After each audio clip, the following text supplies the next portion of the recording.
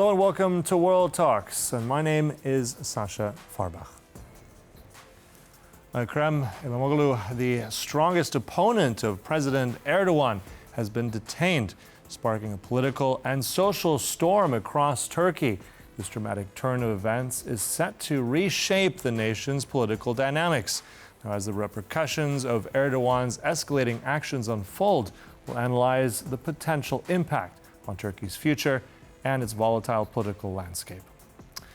I'm now joined by Aslı Aydıntaşbaş, a senior fellow from the Brookings Institution. Good to have you with us. Let's start here with the first question. Sasha. Talk to me about the detainment. Some are calling this as an arrest. So what grounds does the Turkish state provide here? What are the authorities providing? Is it credible? And what's next here in all this?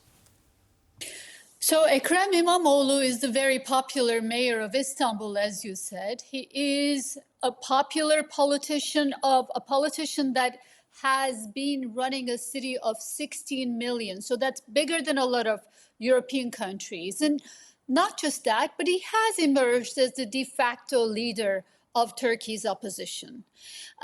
Recently, he's come out and said that he was going to run against President Erdoğan in the upcoming elections. The elections are still a couple of years away, but he has put his name out there.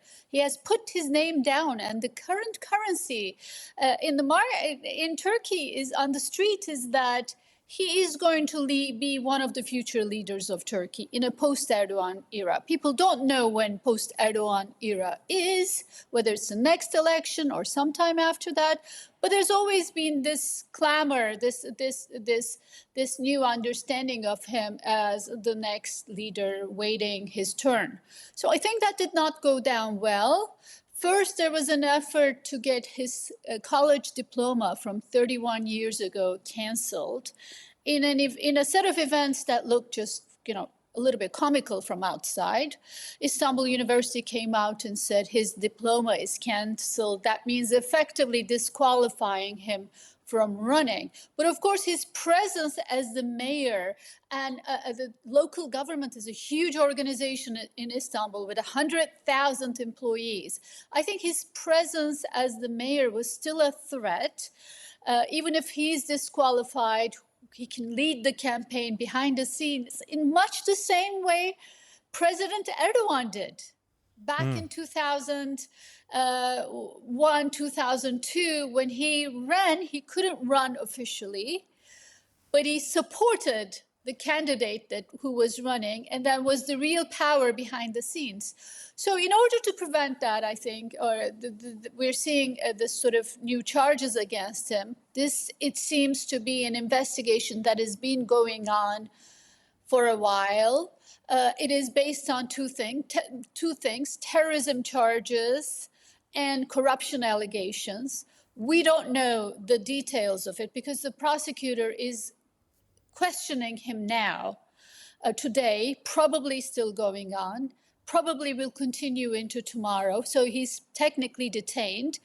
But the investigation is going to focus on two legs, the corruption allegations and,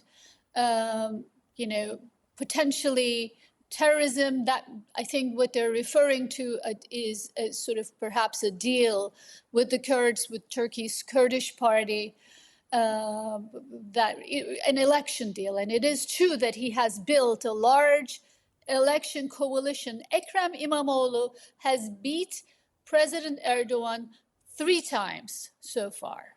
Of course, President Erdoğan was not running for the mayor of Istanbul spot, but he was effectively the candidate campaigning against İmamoğlu twice in 2019 and last year in the local elections in 2024, in which the opposition swept across the country, winning all major cities. So I think we're looking into a situation in which the government feels they cannot win another, at least comfortably. They may be able to win, but they cannot comfortably win the next election. And they're taking precautions in somehow engineering the opposition at this point.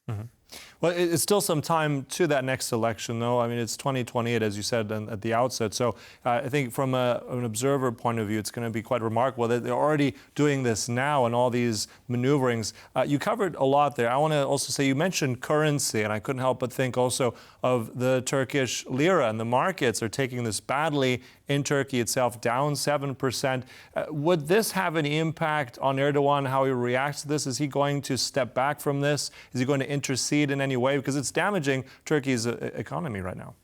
It's a huge damage to Turkish economy. Turkey's central bank had to sell 25 billion of its reserves in order to keep the Turkish lira where it is, because the locals are afraid. They are trying to buy foreign currency.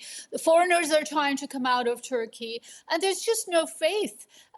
Turkey had a new economic program for the past 2 years, showing some level of success. It is all going back to square one. So I think it's very sad for people who are losing money in the stock market or losing money through their investments. But I don't think this is going to change President Erdogan's calculus. I think it's a point of no return for him. Probably his game plan will be to do this early in the electoral cycle, before the elections are near, so that maybe perhaps the assumption is that people will forget, or that there could be a greater sort of crackdown on CHP, the main opposition party, so that by the time the elections come, whether it's 2027 or 2028, there will be enough of a sense of resignation or defeat or confusion on the opposition, and they won't be able to build the kind of big coalition around Imamoglu.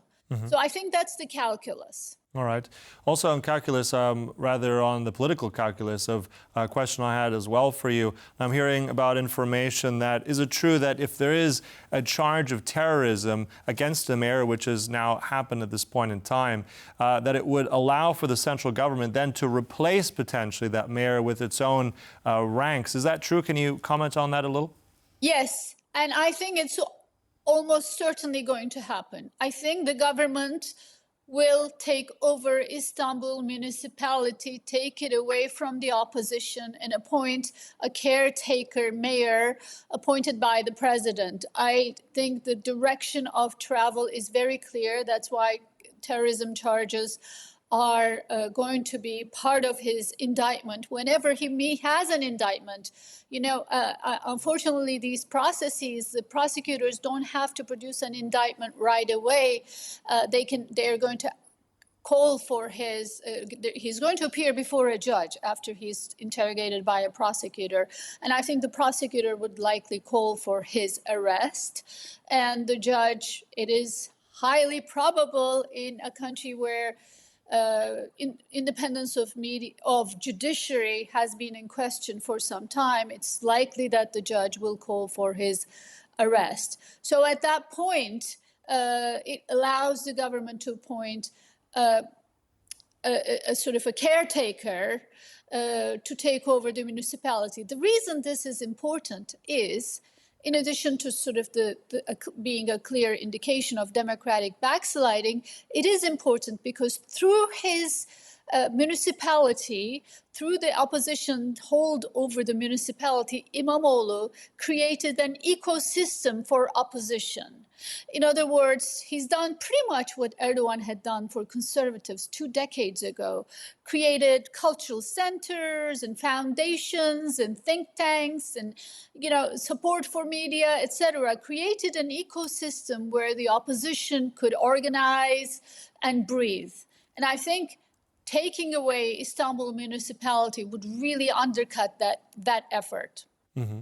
And also, I mean, what we're seeing as well, especially in these last days, the people, as we already alluded to, have really been touched and are motivated, and many angry on the streets, not just around Istanbul, but I believe around the country. Tell us about that. And does that have any indication of maybe being a bigger movement now? Will we see bigger protests? I mean, that's also a big question. How will the people react to all this? How are they going to be further reacting on the streets? There's no doubt that people are angry. They find this deeply unfair, and this is almost across the board. I don't think AKP supporters, even supporters of President Erdogan, are happy with what is happening. Clearly, both neither fair nor democratic. But Turkish government has had success overcoming street demonstrations in the past. I am more pessimistic on this front than other analysts. I think other analysts look at this and see a momentum building up on the streets, and that is true. But we've also seen this back more than a decade ago in 2013 with Gezi protests. We've also seen this in other countries. And when regimes are illiberal, maybe street demonstrations mean something and can yield results in terms of changing behavior. But I think Turkey is long past that Rubicon, and the regime is more autocratic than illiberal. So I think we may be seeing scenes that where there's a greater crackdown over the next week or so. I hope I'm wrong, but my analysis of what might happen down the road is more pessimistic than other academics and analysts. Mm-hmm. Also, just briefly, I'm curious as to this whole situation right now. It comes at a time also with the European Union, delicate discussions also with Turkey involved with Ukraine. I mean, the EU has condemned this detainment, this arrest. So how is that going to pan out? How do you see this? I mean, is the EU going to step in here further? I mean, this is going to have bigger consequences down the line.